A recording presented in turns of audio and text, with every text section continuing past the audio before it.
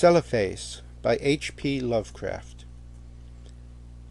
In a dream, Coronis saw the city in the valley, and the seacoast beyond, and the snowy peak overlooking the sea, and the gaily painted galleys that sail out of the harbor toward distant regions where the sea meets the sky.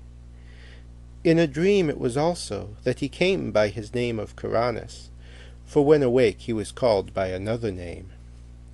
Perhaps it was natural for him to dream a new name, for he was the last of his family, and alone among the indifferent millions of London, so there were not many to speak to him and remind him who he had been. His money and lands were gone, and he did not care for the ways of the people about him, but preferred to dream and write of his dreams. What he wrote was laughed at by those to whom he showed it, so that after a time he kept his writings to himself, and finally ceased to write. The more he withdrew from the world about him, the more wonderful became his dreams, and it would have been quite futile to try to describe them on paper. Coronis was not modern, and did not think like others who wrote. Whilst they strove to strip from life its embroidered robes of myth, and to show in naked ugliness the foul thing that is reality, Coronis sought for beauty alone. When truth and experience failed to reveal it, he sought it in fancy and illusion, and found it on his very doorstep, amid the nebulous memories of childhood tales and dreams. There are not many persons who know what wonders are opened to them in the stories and visions of their youth, for when as children we listen and dream, we think but half-formed thoughts, and when as men we try to remember, we are dulled and prosaic with the poison of life. But some of us awaken the night with strange phantasms of enchanted hills and gardens, of fountains that sing in the sun, of golden cliffs overhanging murmuring seas, of plains that stretch down to sleeping cities of bronze and stone, and of shadowy companies of heroes that ride caparisoned white horses along the edges of thick forests. And then we know that we have looked back through the ivory gates into that world of wonder which was ours before we were wise and unhappy. Coronis came very suddenly upon his old world of childhood. He had been dreaming of the house where he had been born, the great stone house covered with ivy, where 13 generations of his ancestors had lived, and where he had hoped to die. It was moonlight, and he had stolen out into the fragrant summer night, through the gardens, down the terraces, past the great oaks of the park, and along the long white road to the village. The village seemed very old, eaten away at the edge, like the moon which had commenced to wane, and Coronis wondered whether the peaked roofs of the small houses hid sleep or death.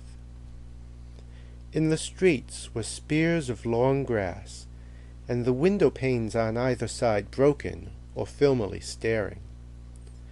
Coronis had not lingered, but had plodded on, as though summoned toward some goal.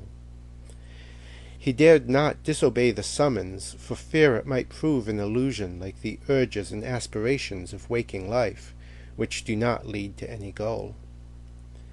Then he had been drawn down a lane that led off from the village street towards the Channel cliffs, and had come to the end of things, to the precipice in the abyss, where all the village and all the world fell abruptly into the unechoing emptiness of infinity, and where even the sky ahead was empty and unlit by the crumbling moon and the peering stars.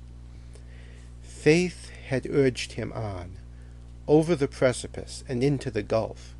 Faith had urged him on, over the precipice and into the gulf, where he had floated down, down, down, past dark, shapeless, undreamed dreams, faintly glowing spheres that may have been partly dreamed dreams, and laughing, winged things that seemed to mock the dreamers of all the worlds.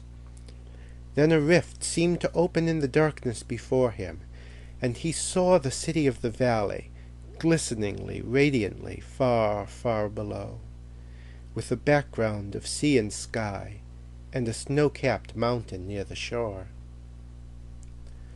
Kuranes had awakened the very moment he beheld the city, yet he knew from his brief glance that it was none other than Celephais, in the valley of Uth-Nargai beyond the Tanarian hills, where his spirit had dwelt all the eternity of an hour one summer afternoon very long ago, when he had slipped away from his nurse and let the warm sea breeze lull him to sleep as he watched the clouds from the cliff near the village.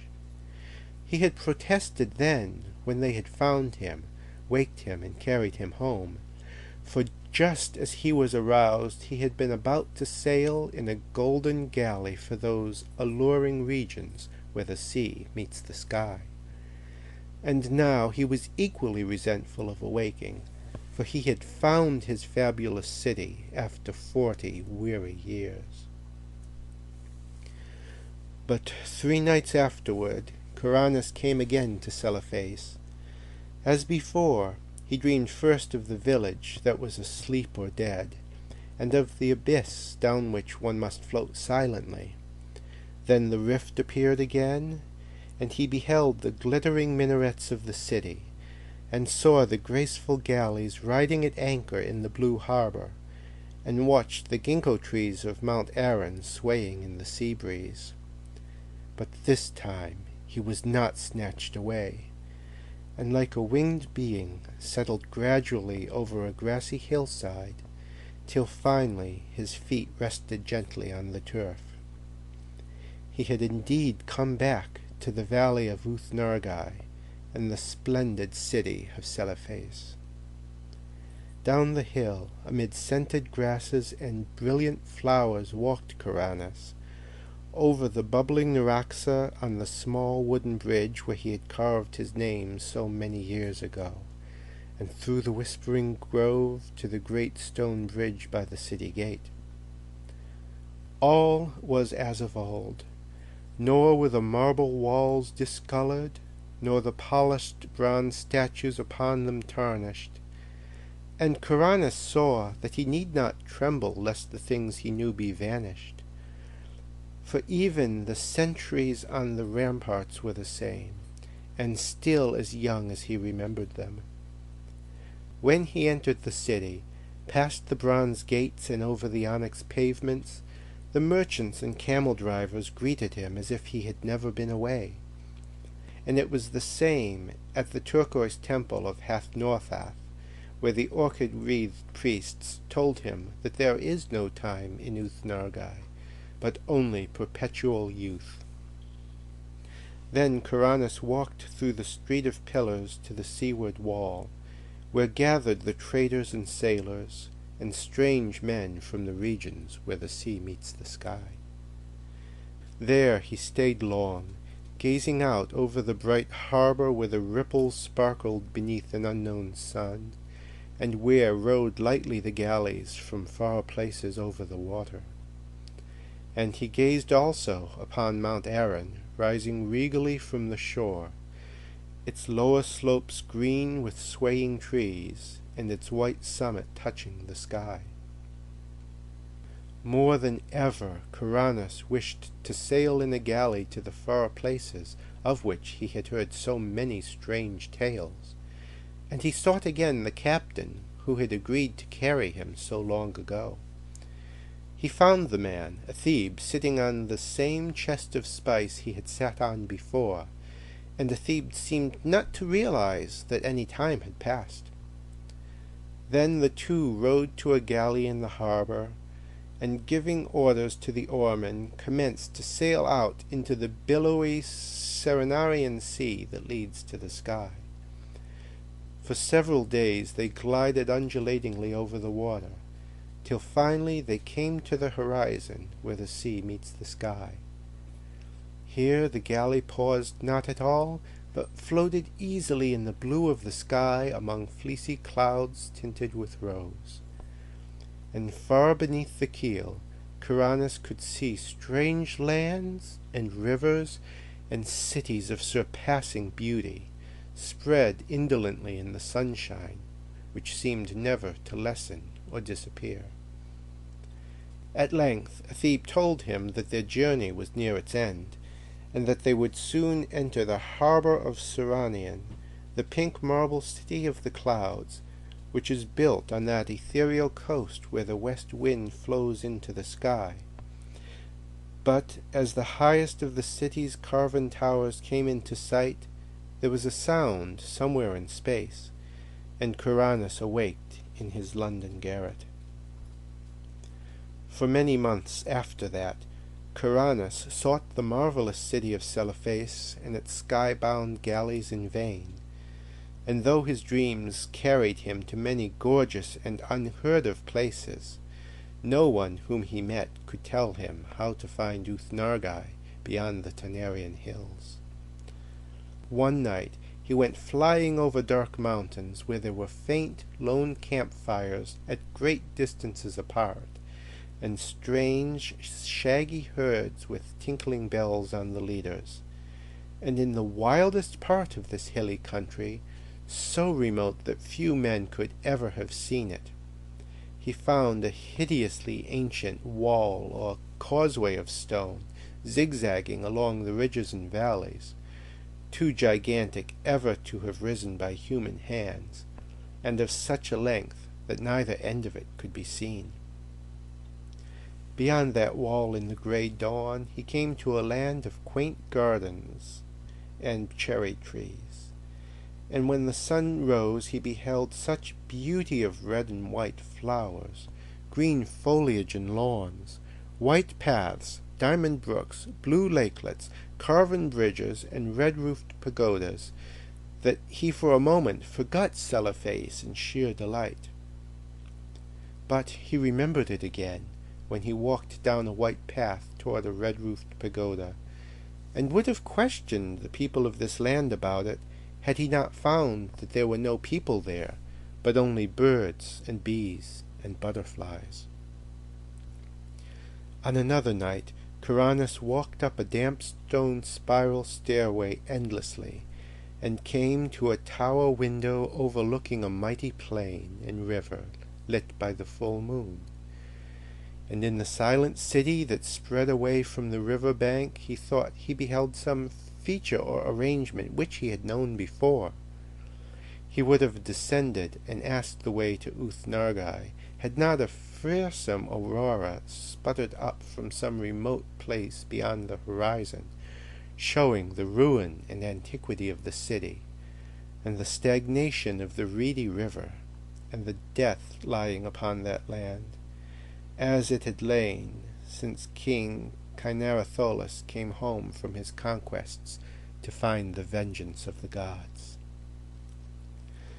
So Kuranes sought fruitlessly for the marvelous city of Celephais and its galleys that sailed to Seranian in the sky, meanwhile seeing many wonders, and once barely escaping from the high priest not to be described, which wears a yellow silken mask over its face, and dwells all alone in a prehistoric stone monastery in the cold desert plateau of Leng.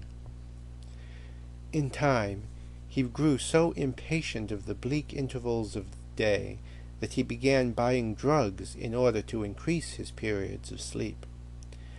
Hashish helped a great deal, and once set him to a part of space where form does not exist, but where glowing gases study the secrets of existence. And a violet-colored gas told him that this part of space was outside what he had called infinity. The gas had not heard of planets and organisms before, but identified Kuranes merely as one from the infinity where matter, energy, and gravitation exist. Kuranes was now very anxious to return to minaret-studded Celephais, and increased his doses of drugs. but eventually he had no more money left, and could buy no drugs.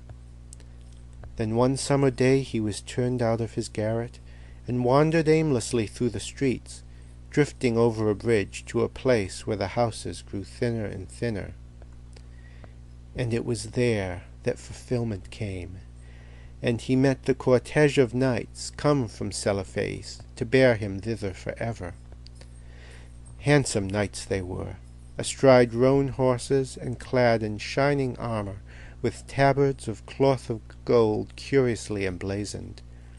So numerous were they that Coronis almost mistook them for an army, but they were sent in his honor, since it was he who had created Uth-Nargai in his dreams, on which account he was now to be appointed its chief god for evermore.